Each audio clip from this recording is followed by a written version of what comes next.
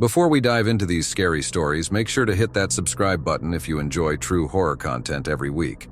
When you are ready, lean back, and let's dive into this week's horror stories.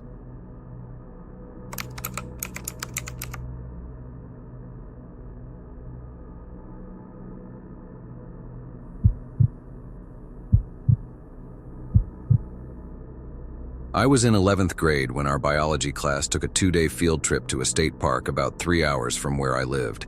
It was known for its massive pine forests, long hiking trails, and untouched wilderness. Honestly, it wasn't exactly my idea of a good time, but it definitely beat sitting in class for 2 days. We got there around noon on a Thursday. At the visitor center, a park ranger gave us a quick orientation. The usual stuff: stay on the marked trails, keep an eye out for wildlife, report anything unusual. But when he mentioned people getting lost, he paused, just for a second. Then he looked at our teacher and said something like, "It's easier to lose your way out there than you think." Then he moved on like nothing happened. Our group, about 20 students and 2 teachers, set up camp at a designated site a little over a mile into the woods. After we dropped our gear, we split into smaller groups to take a short hike before dinner. I ended up with 3 other guys: Brandon, the class clown, Tyrese, who mostly kept to himself, and Marco, who always acted like he was smarter than the teachers.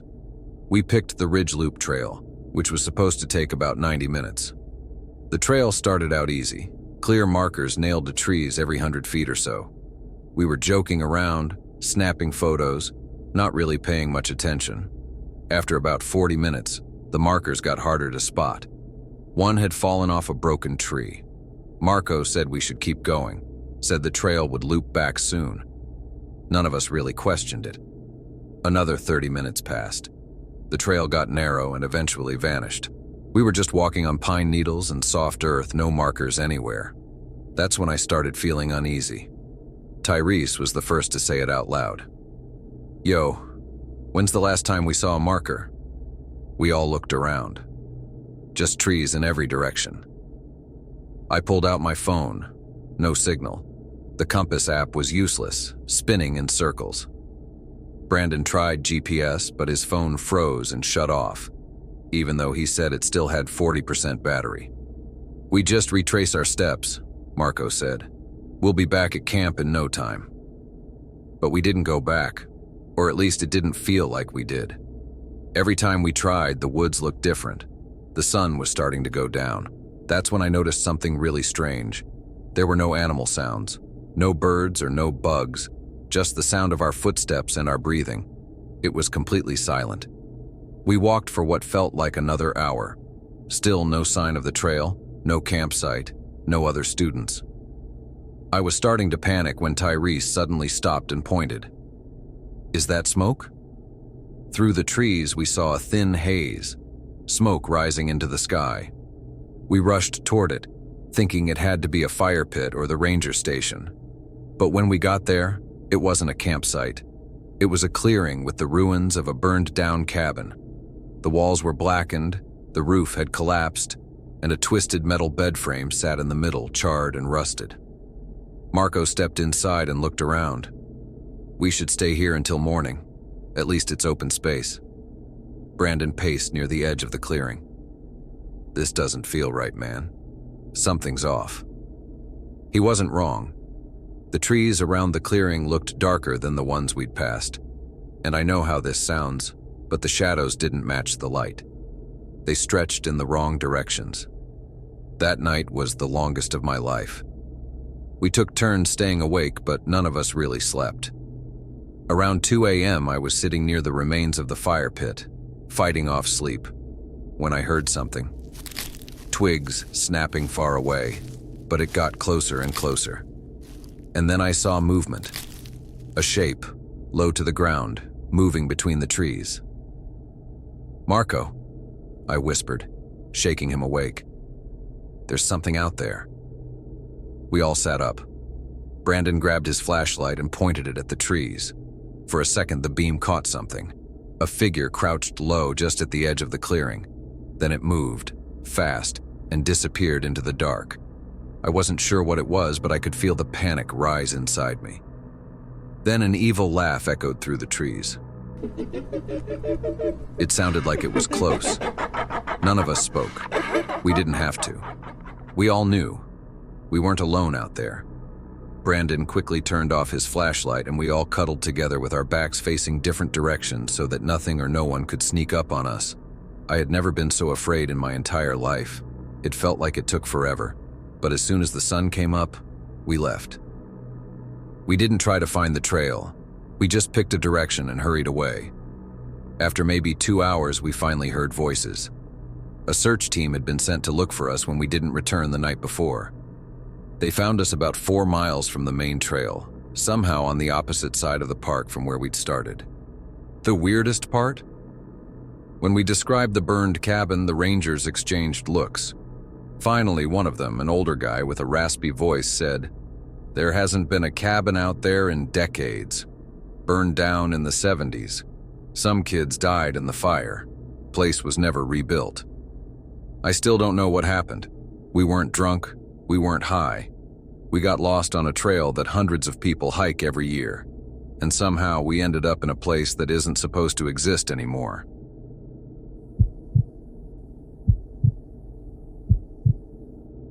Last spring, my environmental science class went on a weekend field trip to a lake about an hour north of our school. It was a small group, just 7 students and our teacher, Mr. Harding. He was one of those outdoorsy, chill teachers who believed real learning meant dragging us out into the woods whenever he got the chance. The plan was to collect water samples and observe wildlife. We were staying at this small research center right on the lake, but on Saturday morning, Mr. Harding had rented a pontoon boat so we could check out some of the more remote parts of the shoreline. The boat wasn't much, an older model with faded vinyl seats and a small outboard motor that coughed every time it started. It fit all of us. Barely. Right away, something about it felt off. It reeked of old gas, and the motor cover was held on with duct tape. Mr. Harding just laughed and said it was purely cosmetic. We left the dock around 9 a.m. The sky was overcast, and a chilly wind skimmed across the lake. It was quieter than I expected. No birds or boats. About 20 minutes in, the motor sputtered and cut out completely. Mr. Harding muttered something under his breath and started messing with it. We drifted slowly while he worked, carried by the breeze toward the far end of the lake where the shoreline got steeper and more overgrown. None of us noticed the other boat right away. It was off in the distance, half hidden near the far bank. It looked abandoned, no one on board, listing slightly like it had taken on water. The weird thing is, we should have seen it earlier. The lake wasn't big, and it hadn't been there when we started out. We were sure of that. Eventually, Mr. Harding got the engine to cough back to life, but it sounded worse than before. He said we'd head back to the dock and call it a day. Everyone was fine with that. We were cold, bored, and now a little uneasy. But just as we started to turn, something slammed into the bottom of the boat. Hard. It felt like we'd hit a log or a rock, but the depth reader showed at least 20 feet of water below us. The whole boat jolted and the motor died again. Everyone froze, unsure what just happened. Then we heard it. A thud. It was coming from underneath us. Slow, steady taps, like someone knocking on metal. We went silent, straining to hear. I remember looking at Claire, another student. Her face was pale, and I could tell we were both thinking the same thing. That wasn't a log. Mr. Harding tried to keep calm. He told us to sit down and stay put. He reached for the radio to call for help, but nothing. Just static. Another student checked their phone. No service. Not even for emergencies. And then we started drifting again. Not just from the wind this time. It felt like we were being pulled, slowly, steadily, toward the far shore, toward the abandoned boat. Mr. Harding threw the anchor, but it didn't catch. It just dragged uselessly along the bottom. He looked for the oars, but they were gone, either missing or never there in the first place. We drifted within 20 feet of the old boat. It was definitely a fishing boat. Fiberglass hull, peeling paint, half-collapsed canopy. The front end was dented and long gouges ran along one side. Inside, we could see some scattered junk, a cooler, an empty tackle box, and something dark soaking into the floorboards. Could have been oil. Could have been something else. I leaned over the side to get a better look, and that's when I saw it. A hand, just under the surface, barely visible through the ripples. Pale, still, reaching up toward the bottom of our boat. Then it sank out of view. I jumped back so fast I nearly knocked over the bench. "Don't lean over," I said. "There's something in the water." Mr. Harding must have seen it too because he turned white. He didn't argue, just told everyone to stay still and started yanking the engine cord again and again. Nothing. And then, a scream.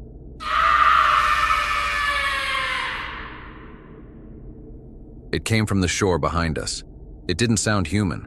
It sounded like something trying to sound human, like a recording played at the wrong speed. Then, another knock under the boat, louder, closer to the front this time. The pontoon tilted slightly, not enough to tip us, but enough to set off full-blown panic. People started yelling, calling for help, even though we knew no one was out there. And then, out of nowhere, the motor roared to life. Mr. Harding floored it, steering us straight back toward the dock.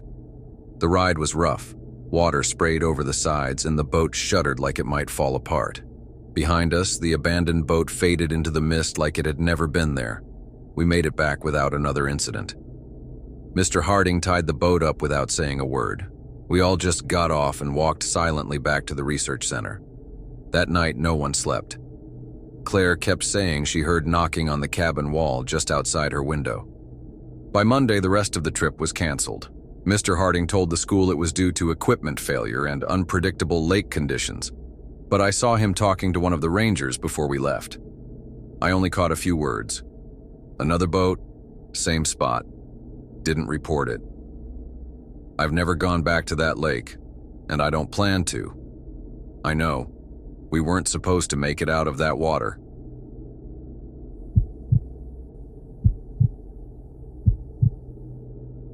Our school ran this annual outdoor education retreat for seniors, more of a bonding thing than an actual class. There were only about 12 of us and 2 faculty chaperones. They took us way out to this remote campground in the foothills, about 3 hours from town. It was deep in a state forest. No cell service, no Wi-Fi, barely any signs after you left the highway. You really had to know where you were going to even find the place. We got there on a Thursday afternoon. The campground had a few sites with fire pits and picnic tables, but that was it. Primitive. No ranger station, just a faded rule board, and a single emergency radio bolted to a post at the trailhead. The nearest town was over 20 miles away. That first night was pretty standard. We pitched our tents, made dinner, and sat around the fire telling stories. Typical school trip stuff. But around 2 a.m., I woke up to what sounded like footsteps outside our tent. I was sharing it with 2 other guys, Derek and Ben. At first, I figured one of them had just gone to the bathroom. I sat up and whispered, "You good?" But no one answered. Derek shifted in his sleeping bag. Ben mumbled something in his sleep. They were both still there. I held my breath and listened. The footsteps were slow, crunching through leaves. They circled partway around the tent, then stopped. Total silence. I waited, completely still. Then came a soft snap, like a twig breaking. And then, nothing. I tried to convince myself it was just an animal, but I barely slept after that. The next morning, I casually asked around. Tried not to sound paranoid. A couple of the girls said they'd heard things too. Branches breaking, soft movement outside their tents. But everyone chalked it up to deer or raccoons or whatever. That night was different. Around 11 p.m., we were still up, sitting around the fire, when we heard a scream from somewhere down the trail. One sharp, sudden yell. It didn't last more than a second, but it was loud. Ms. Howell, one of the teachers, stood up immediately. She and Mr. Raines, the other chaperone, grabbed flashlights and told us to stay put while they checked it out. They disappeared down the trail. We waited. 15 minutes. 20. No scream, no sound, no sign of them. Just as some of us were starting to get nervous, they came back. Both of them looked shaken. Ms. Howell said they didn't find anyone, but they did find a tent, one that didn't belong to us. It was off the trail, barely standing, old, dirty, looked like someone had been living out there. But it was empty. No signs of a struggle, no gear, nothing recent. That's when she told us to grab anything valuable and keep it inside our tents. No more wandering at night. No more splitting up. She didn't say it directly, but the message was clear. Someone else was in those woods. That night, no one talked around the fire. Most of us turned in early. I couldn't fall asleep. Every sound from the wind and the trees felt amplified. Around 1:30 a.m., I heard the footsteps again. I sat up and grabbed my flashlight, then nudged Derek. His eyes snapped open. He'd heard it too. We stayed quiet, just listening. Whatever it was, it moved past our tent, then stopped, right outside. I clicked on the flashlight and pointed it at the tent wall, and there it was, a shadow, clear as day. Someone standing just inches away, tall, motionless. Neither of us said a word. After what felt like forever, the shadow finally retreated. The footsteps started moving away. The next morning, the teachers did a head count. Everyone was accounted for. No one missing, nothing stolen, no signs of a break-in. But the tension was thick. Ms. Howell quietly used the emergency radio to call the Rangers. One showed up a little before noon. She was in her 30s, looked serious. When we told her what happened, she asked to see the tent the teachers had found. So we all walked out there together. But the tent was gone. Not just collapsed or dragged off, completely gone. No tarp, no poles, no trash, no disturbed ground. It was like it had never been there at all. We packed up and left that afternoon, a full day early. Ms. Howell told the school it was because of weather concerns, but we all knew that wasn't the real reason. The thing that sticks with me isn't the footsteps or even the shadow. It's something the ranger said to Ms. Howell as they walked ahead of us on the trail. I overheard her say, "This isn't the first report. Last fall, a family camped out here, found their stuff rifled through, said someone watched them sleep. Same stretch of forest, same prints. Nothing ever shows up on the cameras." I'll never forget the shape of that shadow, standing just outside the tent, watching, not moving, not speaking, just there.